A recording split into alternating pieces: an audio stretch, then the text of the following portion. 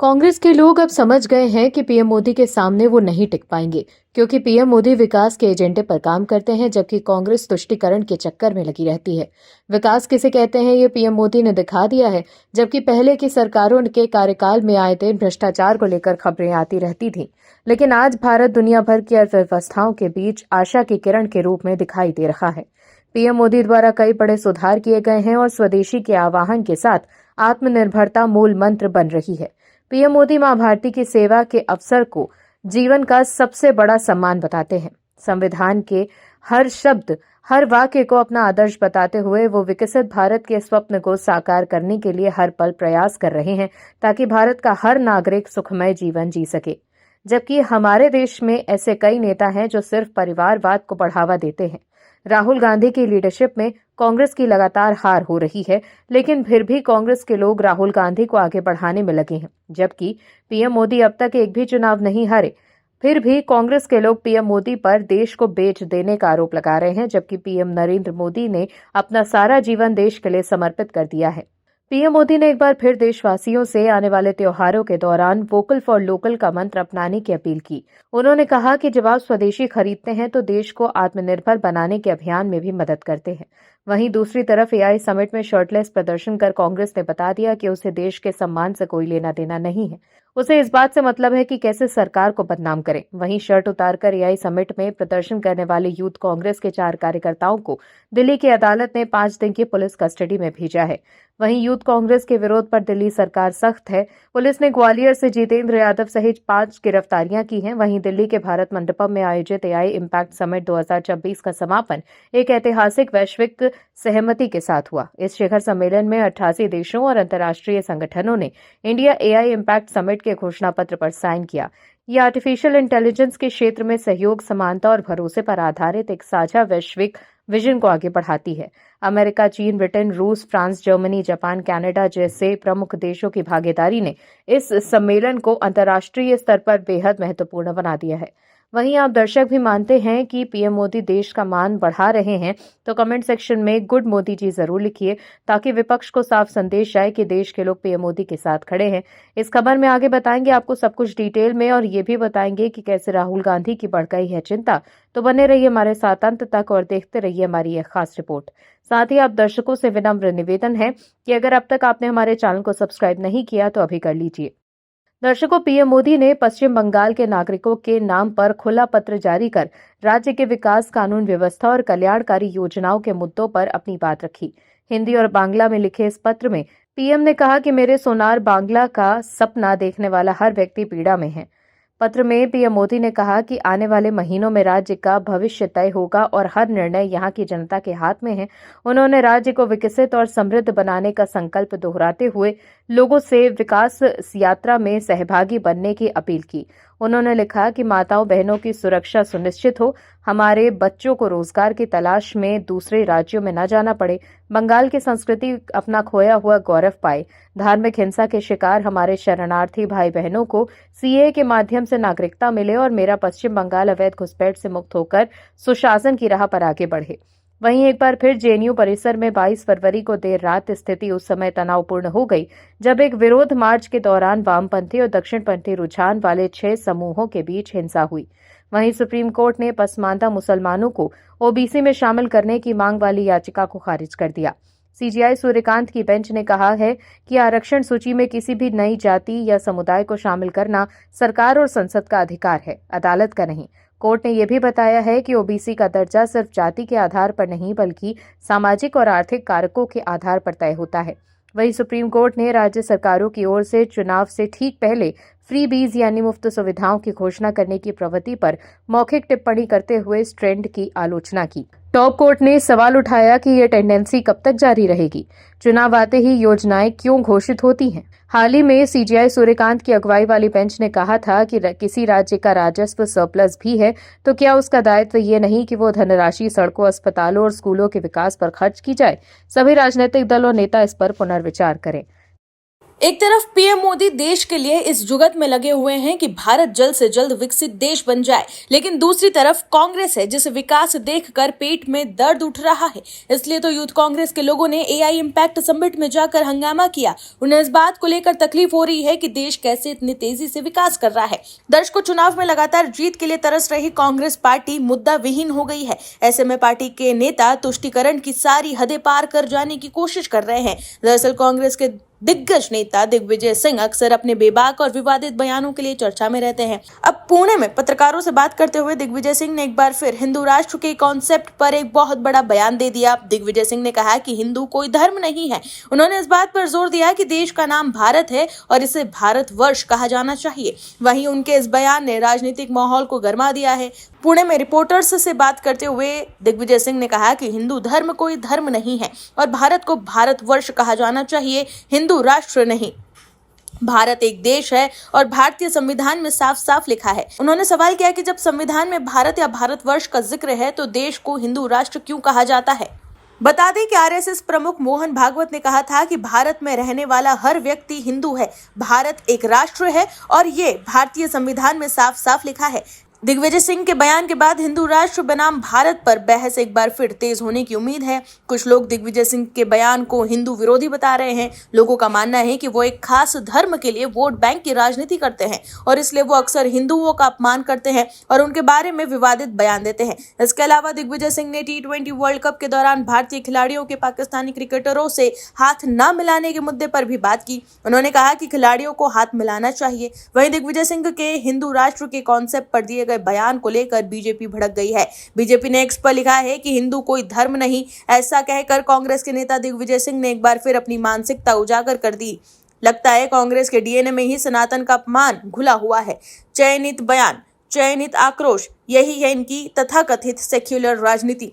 सनातन पर प्रहार और तुष्टीकरण वाले वोट बैंक से प्यार, यही कांग्रेस का असली चरित्र है। वहीं दिग्विजय सिंह के इस बयान का वीडियो एक्स पर शेयर करते हुए बीजेपी प्रवक्ता शहजाद पूनावाला ने लिखा है कि वो वोट बैंक के मकसद से हिंदुओं से इतनी नफरत करते हैं। इसके अलावा असम बीजेपी ने लिखा है कि हिंदू कोई धर्म नहीं। ये कहकर कांग्रेस के वरिष्ठ नेता श्री दिग्विजय सिंह ने हिंदू धर्म का अपमान किया है। कांग्रेस के डीएनए में ही सनातन का अपमान करना है। क्या कोई कांग्रेस के नेता ये कह सकता है कि इस्लाम और ईसाई कोई धर्म नहीं है? तो देखा आपने कैसे असम में चुनाव से पहले कांग्रेस दिग्विजय सिंह के बयान पर घिर गई है। राहुल गांधी और प्रियंका गांधी वाड्रा असम में कांग्रेस की वापसी को लेकर काफी बेचैन हैं, लेकिन पार्टी के नेताओं के ऐसे बयानों से कांग्रेस को काफी नुकसान हो सकता है। वहीं असम में विधानसभा चुनाव से ठीक पहले कांग्रेस पार्टी के लिए एक बड़ा झटका है। कांग्रेस पार्टी के पूर्व प्रदेश अध्यक्ष भूपेन कुमार बोरा ने बीजेपी का दामन थाम लिया है। उन्होंने गुवाहाटी में आयोजित एक कार्यक्रम में बीजेपी की सदस्यता ली। वहीं कांग्रेस को बड़ा शॉक देते हुए भूपेन बोरा ने पत्रकारों को यह बताया कि 8 मार्च तक करीब 50% ऐसे कांग्रेस सदस्य जो आत्मसम्मान और राज्य के प्रति राष्ट्रवादी भावना रखते हैं बीजेपी में शामिल हो जाएंगे। तो देखा आपने कैसे पार्टी के बड़े नेता ही कांग्रेस को डुबाने में लगे हुए हैं। विदेश से आई एक खबर से भी बवाल मच गया है, जिससे एक बार फिर कांग्रेस की चिंता बढ़ गई है। दर्शकों, राहुल गांधी इन दिनों ट्रेड डील को पीएम मोदी को कॉम्प्रोमाइज्ड पीएम बता रहे हैं। राहुल गांधी ने एक्स पर पोस्ट करते हुए लिखा कि पीएम ने समझौता कर लिया है, उनका धोखा अब सामने आ गया है, वो फिर से बातचीत नहीं कर सकते, वो फिर से सरेंडर कर देंगे। वहीं राहुल गांधी के इस पोस्ट पर जवाब देते हुए निशिकांत दुबे ने एक्स पर राहुल गांधी की विदेश यात्रा को लेकर छपी एक खबर की तस्वीर शेयर कर दी और इसमें ये लिखा कि सरेंडर इसको कहते हैं। निशिकांत दुबे ने एक्स पर जिस खबर की तस्वीर शेयर की उसमें राहुल गांधी कुछ विदेशी लोगों के साथ नजर आ रहे हैं। वहीं खबर के हेडलाइन में लिखा है कि राहुल गांधी ने सीईयू के बोर्ड ऑफ ट्रस्टीज में जॉर्ज सोरस की एसोसिएट कॉर्नेलिया वोल्क से मुलाकात की। वहीं एक दूसरे पोस्ट में निशिकांत दुबे ने पूर्व प्रधानमंत्री जवाहरलाल नेहरू के कुछ विदेशी मेहमानों के साथ साझा की एक तस्वीरों को भी शेयर करते हुए लिखा कि कांग्रेस के प्रधानमंत्री नेहरू जी दुनिया को नागिन डांस दिखाते थे, भाजपा के प्रधानमंत्री मोदी जी दुनिया को टेक्नोलॉजी, आर्टिफिशियल इंटेलिजेंस दिखाते हैं। गुस्सा तो वाजिब है। ये चित्र नेहरू जी की तत्कालीन अमेरिकी राष्ट्रपति कैनेडी जी की पत्नी जैकलिन जी की स्वागत की 1962 की है। दर्शकों, यूथ कांग्रेस के नेताओं द्वारा एआई समिट में किए गए विरोध प्रदर्शन को लेकर निशिकांत दुबे ने कांग्रेस पर यह हमला बोला है। वहीं पीएम मोदी ने भी एआई इम्पैक्ट समिट में यूथ कांग्रेस द्वारा किए गए शर्टलेस प्रदर्शन को कांग्रेस की गंदी राजनीति का स्वरूप बताया। पीएम मोदी ने कहा कि कांग्रेस ने वैश्विक आयोजनों को अपनी गंदी और नंगी राजनीति का अखाड़ा बना दिया है। पीएम मोदी ने कहा कि एक तरफ आज देशवासी भारत को विकसित बनाने के लिए काम कर रहे हैं, लेकिन देश में ही कुछ राजनीतिक दल हैं जो भारत की सफलता को पचा नहीं पा रहे। भारत में दुनिया का सबसे बड़ा एआई सम्मेलन हुआ। दुनिया भर के 80 से अधिक देशों ने प्रतिनिधि यहां दिल्ली आए। पूरा देश गर्व से भर गया, लेकिन कांग्रेस और इसके इकोसिस्टम ने क्या किया? पीएम मोदी ने कहा कि कांग्रेस के नेताओं को मोदी से नफरत है। ये मेरी कब्र खोदना चाहते हैं। मेरी मां को गाली देने से इन्हें कोई परहेज नहीं। उन्हें बीजेपी एनडीए से विरोध है, लेकिन कांग्रेस को याद रखना चाहिए था कि एआई ग्लोबल समिट ये बीजेपी का समारोह नहीं था और ना ही बीजेपी का कोई नेता वहां मौजूद था। ये देश के सम्मान का कार्यक्रम था, लेकिन कांग्रेस ने परसों सारी मर्यादा तोड़ दी।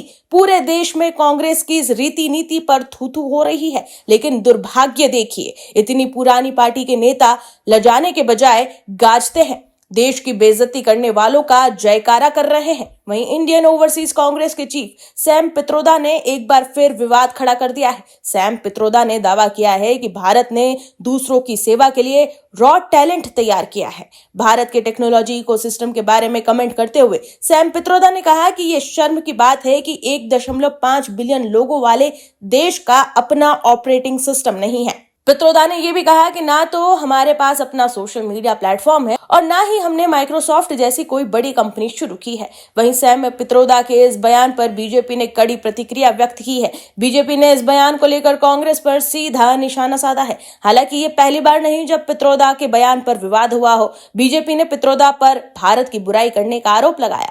बीजेपी प्रवक्ता शहजाद पूनावाला ने एक्स पर पोस्ट करते हुए कहा कि पित्रोदा एक बार फिर भारत की बुराई करने के एजेंडे पर है। उन्होंने कहा कि अंकल सैम झूठ बोलकर भारत का मजाक उड़ाते हैं। पूनावाला ने सोशल मीडिया प्लेटफॉर्म एक्स पर एक पोस्ट में यह भी कहा कि बदकिस्मती से कांग्रेस का एकमात्र मिशन झूठ बोलकर भारत को बदनाम करना है, चाहे वो हमारा यूपीआई हो या फिर आत्मनिर्भर वैक्सीन या ऑपरेशन सिंदूर या ये कहना कि इकोनॉमी खत्म हो गई है जबकि हम 8% ग्रोथ दे रहे हैं। कांग्रेस भारत से नफरत करती है। कांग्रेस के नेता राहुल गांधी का प्लान एक बार फिर फेल हो गया है। इस बार राहुल गांधी अपने ही बिछाए जाल में फंस गए हैं। ट्रेड डील के बहाने राहुल गांधी किसानों को मोदी सरकार और बीजेपी के खिलाफ भड़काने की कोशिश कर रहे थे, लेकिन अब ऐसी बात बाहर आई है जिससे कांग्रेस की ही चिंता बढ़ गई है। दर्शकों, राजधानी दिल्ली के भारत मंडपम में आयोजित इंडिया एआई इम्पैक्ट समिट में यूथ कांग्रेस के विरोध प्रदर्शन को लेकर राजनीति हलचल तेज हो गई है।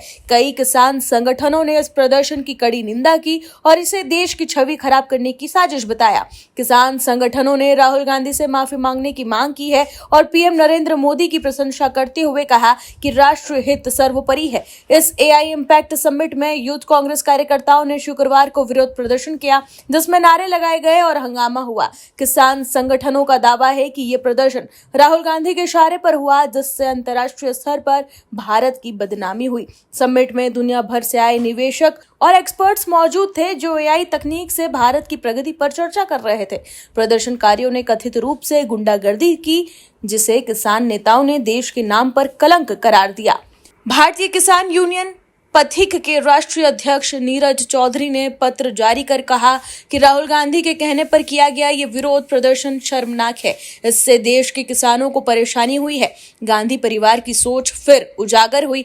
उन्होंने मांग की है कि राहुल गांधी इस घटना के लिए माफी मांगे, अन्यथा किसान सड़कों पर उतरेंगे। वहीं अखिल जाट महासंघ ने भी मुंडका में आपात बैठक बुलाकर इस घटना की निंदा की। संगठन के प्रवक्ता संजीव लाखड़ा ने पत्र जारी कर कहा कि कांग्रेस को देश के स्वाभिमान से खिलवाड़ करने का कोई अधिकार नहीं है। यदि कोई मतभेद था तो संसद में बात करनी चाहिए थी। विदेशी प्रतिनिधियों की मौजूदगी में विरोध प्रदर्शन कांग्रेस की देश विरोधी मानसिकता को दर्शाता है। वहीं भारतीय कृषक समाज के राष्ट्रीय अध्यक्ष कृष्णबीर चौधरी ने भी कड़ी प्रतिक्रिया दी।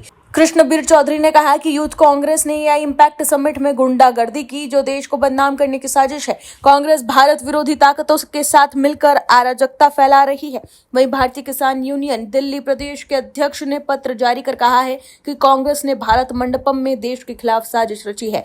हम इसकी कड़ी निंदा करते हैं। किसी भी लड़ाई में राष्ट्रीय हित सर्वोपरि है। संगठन ने कांग्रेस के इस कदम को घोर निंदनीय बताया। बता दें कि इंडिया एआई इम्पैक्ट समिट में यूथ कांग्रेस के प्रदर्शन को लेकर बवाल अब भी जारी है, जहां एक और सत्ताधारी पार्टी बीजेपी ने इसे कांग्रेस की देशद्रोही राजनीति का उदाहरण बताया। वहीं दूसरी ओर कांग्रेस ने कहा कि ये किसानों की आवाज उठाने का प्रयास था।